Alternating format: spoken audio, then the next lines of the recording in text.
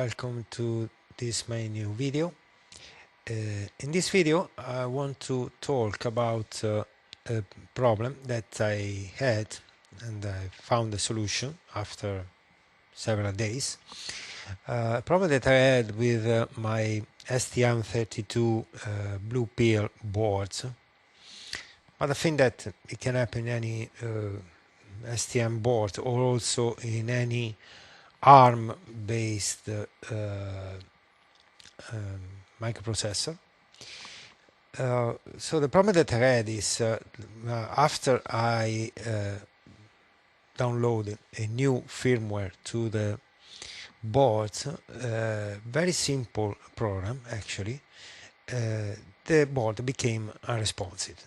So I downloaded the firmware through the ST-Link via the SWD connection.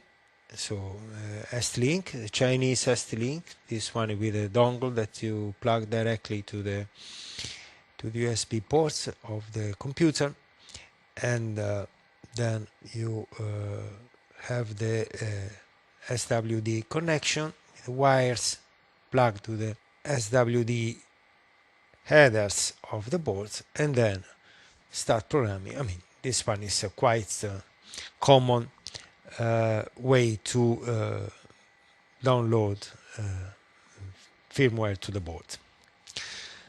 So I actually done in that way, but I used that board for weeks, so I had never had a problem with previous firmware and programs. But when I was downloading last one, the board became unresponsive. What I had the problem, now I'll show you. I mean, this one is a very similar this application here that I start a new project, and the application that I was using was very simple. I mean, the purpose actually was very simple application. So what I've done is I did this one. I went to RCC, then enable the crystal ceramic restoration external. Oh, by the way, as you can see here, I'm working on the remote desktop, because now I'm at a desktop computer, and the project I have in a laptop which is next to me with the ST-Link connected and the board connected to the ST-Link. Okay, suppose that this one is the application that I want to download to the board. So what I do is going here, bank application, go double click here, create a new profile, and here is okay. First, maybe I had to build in debug. So now it's going to debug the application. So go there and select dummy elf. Okay. To debug. Okay. So I usually do in that way, and then go to debug, ST-Link, scan, give the number. This application is ready to be downloaded. So I go to debug,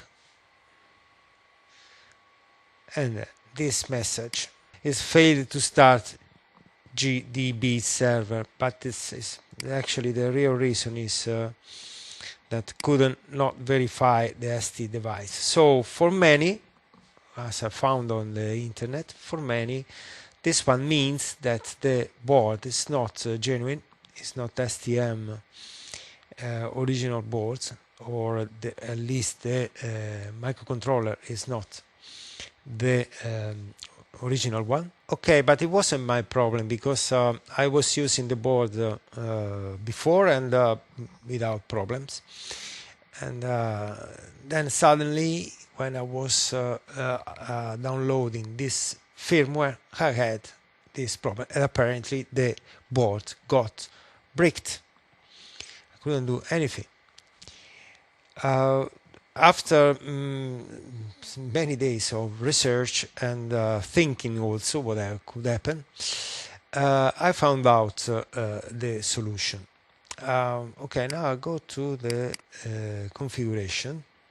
Here I, by purpose, of course, I forgot to activate, to select the serial wire on the back.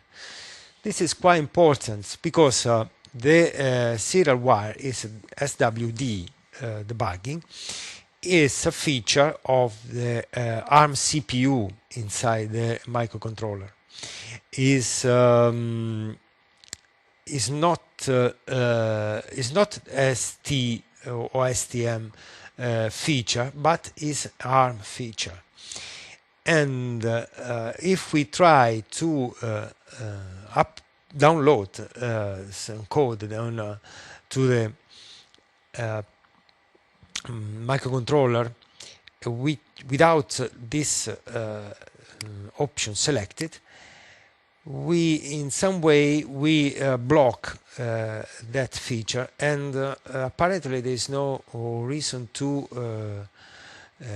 research the feature again.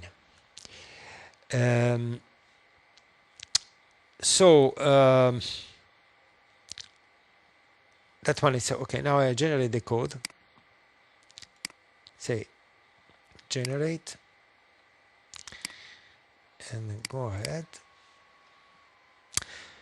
Okay, now the project and the code has been generated by the IDE, STM32 Cube IDE, and I try now to download the code to the controller, and go here, try again like before, debugger, to download the firmware and debug it. Okay, ready, go. And nothing to do. Now we have always the same error.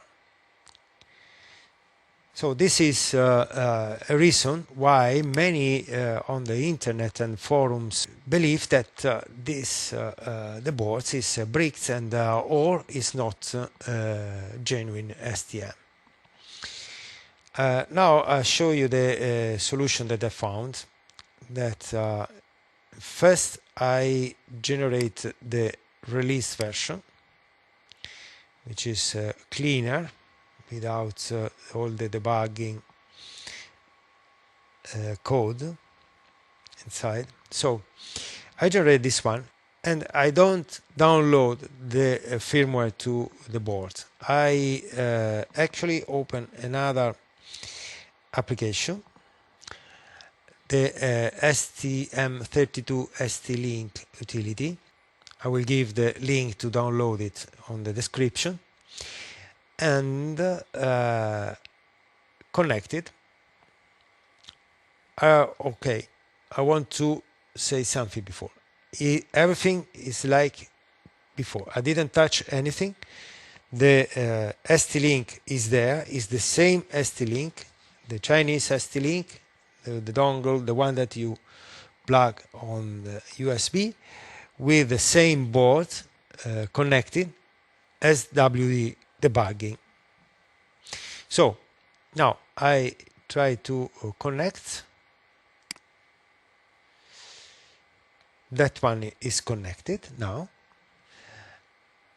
And the thing that you have to do is actually to reactivate the SWD feature of the CPU. Open this dummy bin file, which STM32 Cube IDE has generated when we created the release version. So I select this one. Now open and start programming. Look here. Now this one. This is the output of the terminal that actually is a log of what is happening. Start. And now the board is programmed. the microcontroller are now the SWD feature activated. So now I disconnect and download this code, which was impossible to do it before.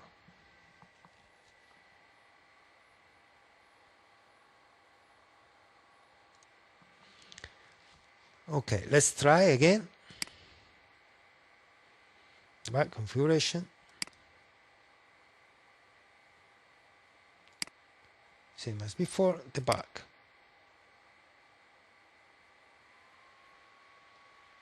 Okay. Now we are able to debug again our board. This one is the solution that I found, and I worked in many blue pill boards that I had as a spare boards, which I believe to be bricked, and some of them unfortunately I threw away just because I was thinking that it was impossible to reuse them again. But some other I kept, and I found that just a couple that didn't work, but probably that one was completely banned, the microcontroller, and it was impossible to do anything else there for some reason. But I think that the 80-90% or the one that I was believing that the board was completely gone, I mean, in this way I managed to reuse it again like the new one, I mean, like before. So I hope for you is going to work the same, and I hope also do you enjoy this video, and also if you like, leave a comment, and I'll see you next time.